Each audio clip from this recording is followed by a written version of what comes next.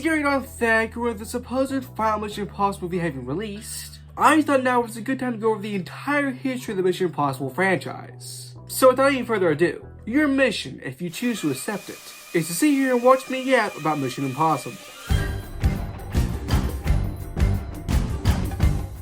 From 1966 to 1970, the original Mission Impossible series aired on CBS, made by DC Lube Productions and Paramount Television. Mission Impossible was created by Bruce Geller.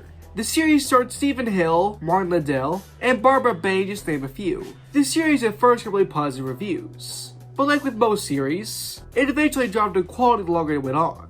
The now iconic Mission Impossible theme was written and composed by Lilo Schneifren. From 1988 to 1990, a continuation series would air on ABC, once again created by Bruce Geller, starring Peter Graves, Tahoe Peglis, and Tony Hamilton, just to name a few. It received generally mixed reviews. In 1996, a reboot film will be released, once again titled Mission Impossible. Paramount had been trying to get Mission Impossible for years, and finally had luck in 1992 when Tom Cruise got interested in the project. Directed by Brian De Palma, written by David Kemp and Robert Downey, starring Tom Cruise, Jon Voight, and Henry Sesame, just to name a few. It made $457.7 million on a budget of $80 million, becoming the third highest film in 1996. Critically, it would get 66% Rotten Tomatoes, with reviews being generally positive. Mission Impossible 2 released in 2000, directed by John Woo, again written by Robert Downey, starring Tom Cruise, Dougray Scott, and Fatal Wide New, just to name a few. It made $546.4 million on a budget between $120 million and $125 million, becoming the highest film of 2000. Critically, it's at 57% Rotten Tomatoes, with generally negative reviews.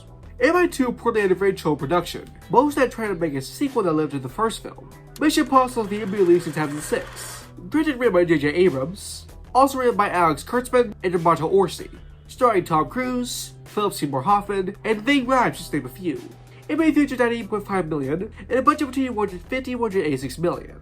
It became the 8th highest film of 2006. Critically, it has a 73% Rotten Tomatoes, with mostly positive reviews. Mission Impossible 3 reportedly had a very chill production that mainly made creative differences with delays of people working on other films. Mission Impossible Ghost Protocol was released in 2011, directed by Brad Bird, written by Josh Applebaum and Andrew Demick, starring Tom Cruise, Jeremy Renner, and Simon Pegg, just to name a few. It made $694.7 million on a budget of $145 million. It became the 5th highest film of 2011. Critically, it has 94% Rotten Tomatoes, with very positive reviews. Mission Impossible Rogue Nation will be released in 2015. Directed and written by Christopher McQuarrie, starring Tom Cruise, Jeremy Renner, and Simon Pegg, to name a few. It made $710.9 million on a budget of $150 million. It became the 8th highest film in 2015. Critically, it has 94% Rotten Tomatoes, with very positive reviews. Mission Impossible Fallout will be released in 2018. Once again directed and written by Christopher McQuarrie, starring Tom Cruise, Henry Cavill, and Ving Rhames, just to name a few. It made $791.7 million on a budget between $178 and $180 million. It became the 8th highest film in 2018. Critically, it has 98% Rotten Tomatoes, with very positive reviews. Production was delayed by several months when Tom Cruise broke his ankle while performing a stunt. This delay increased the film's budget, but provided Christopher McQuarrie further time to develop unfinished scenes of the film's script. And when Tom Cruise's ankle is broken, is in the final film.